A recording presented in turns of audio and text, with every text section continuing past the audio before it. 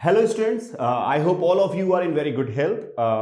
आज मैं जो बात करने वाला हूं वो जनरल मोटिवेशन बात नहीं है। It is very very important for all the aspirants who are preparing for IIT JEE और medical entrance examination like NEET and AIIMS.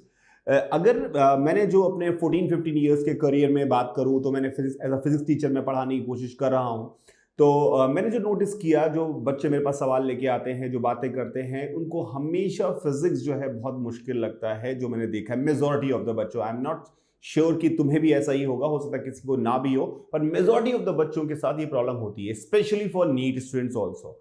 चाहे वो जेई की तैयारी कर रहा हो, चाहे नीट की तैयारी कर रहा हो, फिजिक्स हमेशा बॉटल नेक की तरह काम करती है। मुद्दा ये है कि अब बात रीजन क्या है कि क्यों ऐसा है कि फिजिक्स इतना मुश्किल होता है। अपेरेंटली नीट और जेई में लगता है कि रीजन अलग अलग है। जैसे लोगों को लगता है कि नीट के बच्चों को मैथ्स नहीं आती है, that is the reason, that is one of the reason, पर मेन रीजन कुछ और है। I tried to investigate it and I thoroughly saw several videos over this कि why physics is a difficult thing to handle as a JEE aspirant or a NEET aspirant।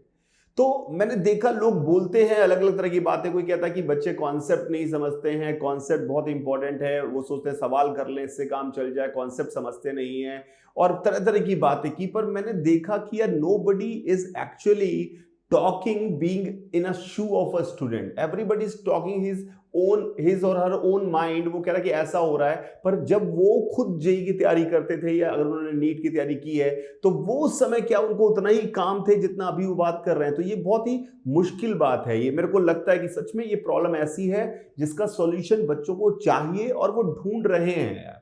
तो क्या है solution, इसका problem है क्या? क्या कौन सी कोई पढ़ाई करने का तरीका अलग है, या क्या उस प्रॉब्लम का सॉल्यूशन, मतलब लोग कह देते हैं, मैंने सॉरी मैं बीच में दूसरी बात बोल रहा हूं, पर लोग कह देते हैं कि कॉन्सेप्ट पढ़ो काम चल जाएगा। ऐसे थोड़ी काम चल जाता है यार कि कॉन्सेप्ट पढ़ो काम चल जाएगा। तो आपको एक तरीका बताना पड़ेगा ना।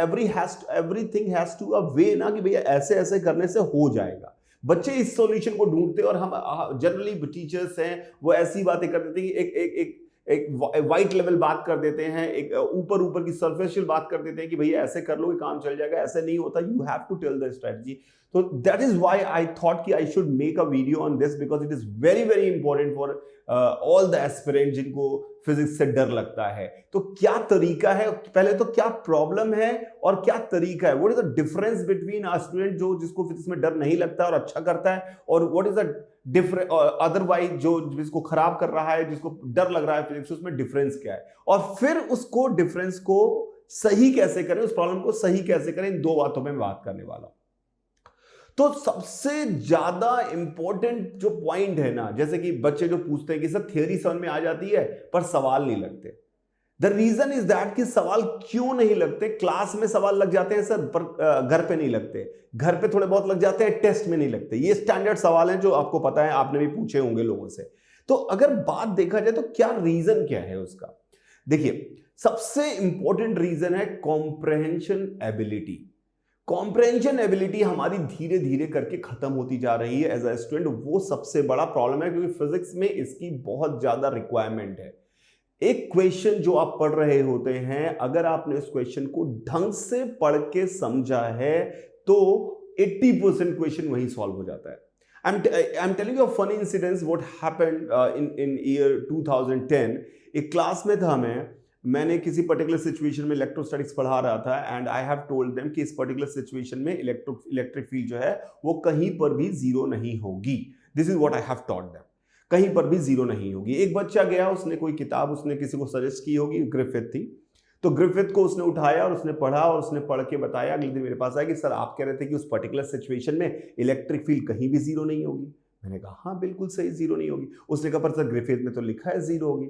मैंने कहा पहली बात तो ग्रिफिथ में ऐसा लिखा नहीं होना चाहिए बिकॉज वो अच्छी किताब है, और दूसरा अगर लिखा है तो we have to tear it off because वो गलत लिखा हुआ अगर ऐसा है तो।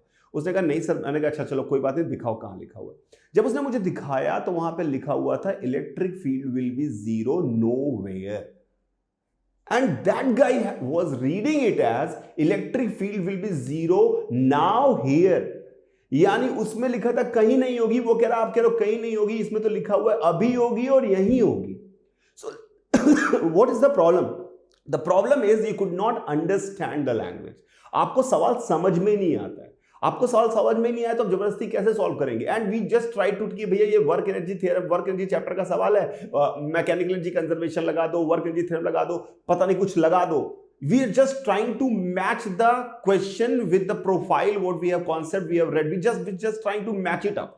We are not understanding why this concept is being applied, why we have to use this, what is happening in this question. तो ये एक बहुत बड़ी प्रॉब्लम है जिसको हमें सही करना पड़ेगा. मैं इसके सॉल्यूशन पे भी आऊंगा, बिकॉज सिर्फ प्रॉब्लम बता देने से काम नहीं चलेगा. I have to come up with the solution also.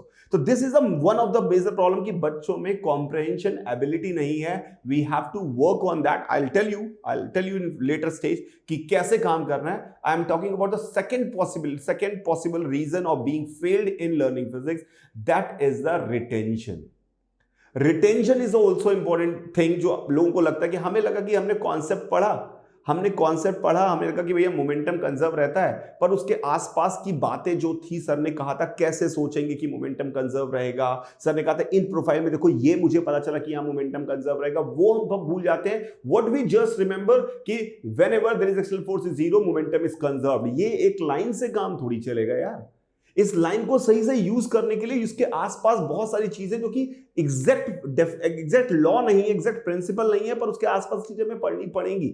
वो एक इंपॉर्टेंट इशू है. जो अच्छे बच्चे और जो बच्चा सही नहीं कर पा रहा है, उसमें जो डिफरेंस आता है वो रिटेंशन का है. उसने कहा कि सर आपने बताया था कि इस कॉन्सेप्ट तो ठीक है, मोमेंटम कंजर्व. 99% बच्चों को पता है जो जेई की तैयारी कर रहे हैं, नीट की तैयारी कर रहे हैं, कि भाई नेट फोर्स जीरो होगा किसी सिस्टम पर, एक्सटर्नल फोर्स जीरो होगा तो मोमेंटम कंजर्व रहेगा. ये सबको पता है, पर how to apply that thing is उनको नहीं आता है. द रीजन उसके आसपास की बातें जो बताई गई थी वो उन्होंने याद नहीं रखी. सिर्फ ये लॉ एज अ प्रिंसिपल उन्होंने नोट किया था, इन्वर्टेड कॉमा में बॉक्स में लगा के कॉपी में लिखा था, वो मग लिया है. तो ऑब्वियसली वो एक प्रॉब्लम क्रिएट कर रहा है. एक सिंपल सी बात है.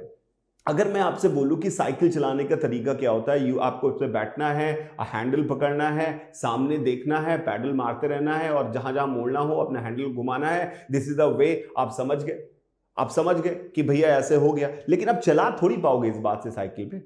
इस बात से साइकिल चला लोगे क्या? इससे मैंने बता दिया how to ride a cycle. Obviously you have to ride the cycle. और गलतियां देखो कैसी कैसी होंगी. आपको जब मैं समझा रहा हूं, बार बार बोल रहा हूं, देखो साइकिल चलाते समय सामने देखना है. आप कहोगे हाँ सर समझ में तो आ गया, सर कॉन्सेप्ट तो क्लियर है, साइकिल चलाते समय सामने देखते ही है, सामने देखना है सर, बिल्कुल क्लियर है कॉन्सेप्ट. लेकिन if you remember when you have started riding cycle for the first time, you were constantly looking at the paddles when you were riding.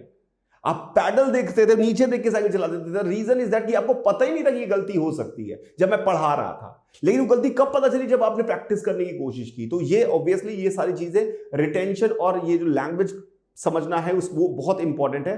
अब बात आती है इसके सॉल्यूशन की. तो भाई कॉम्प्रहेंशन एबिलिटी कैसे बढ़ाएं? कॉम्प्रहेंशन एबिलिटी बढ़ाने का एक तरीका होता है, बहुत सिंपल है, एकदम साइंटिफिक तरीका है. सबसे पहले बहुत बेसिक से स्टार्ट करो तो you have to read a lot. हमेशा हर चीज, आजकल चीजें पिक्चोरियल व्यू से, एनिमेशन से चीजें आसान करके दिखा देते हैं. आपको लगता है आपको समझ में आ गया, पर वो बहुत देर तक रिटेन नहीं रह पाती है. एनिमेशन समझ में आ गया पर आप सोचने की कैपेबिलिटी खत्म हो गई, आपके समझने की सवाल की कैपेबिलिटी खत्म हो गई. पेपर में जब सवाल आएगा तो कोई एनिमेशन थोड़ी चल के आएगा कि भैया ये एनिमेशन घूम घूम दिखा रहा है, देख लो इसको और समझ जाओ और आंसर बता दो. वहां तो लिखा हुआ, वर्ड्स में लिखा हुआ सवाल आएगा, वो आपको पढ़ना आता नहीं है. क्लास में इसलिए सवाल हो जाते हैं आपके क्योंकि मैं 90% में सवाल लिख के थोड़ी दे रहा हूं. मैं तो समझा रहा हूं कि एक ब्लॉक था, वो ऐसे मूव कर रहा है, तो आपको लग रहा है क्योंकि 99% काम तो मैं कर ही दिया ना, सवाल था चला दिया मैंने. आपको रीड करके खुद समझ के करना बहुत मुश्किल था. तो क्या, कैसे सुधारेंगे उसको सुधारने का एक तरीका है, आप रीडिंग करें. Take any book, take S C. Verma, take any book. आप कोई भी बुक ले ले. ज्यादा हीरो बनने की मैं ग्रिफिथ क्लैपनर से नीचे पढ़ता नहीं हूं, मैं छोटा आदमी नहीं हूं, हीरो बनने की जरूरत नहीं है. Just go with the basic book. SC. Verma की अगर हम बात करें, एस.सी. वर्मा से स्टार्ट करें पढ़ना. क्या करें? आपने चैप्टर पढ़ लिया ना, आपने चैप्टर पढ़ लिया, आप सवाल में करना स्टार्ट करिए. क्वेश्चन नंबर 1, आप उस सवाल में बचपन वाला तरीका लगाइए थोड़े समय तक, एटलीस्ट फॉर अ मंथ. अगर आप अभी भी जेई और नीट की तैयारी करना स्टार्ट किए तो वेरी वेरी इंपॉर्टेंट है. क्या तरीका? आप लिखिए व्हाट इज गिवन. गिवन क्या है? बचपन में याद होगा आपको, स्कूल में ऐसे कहते हैं given that, to find out and what I think. तो what you do, don't solve any of the question, just write what is given.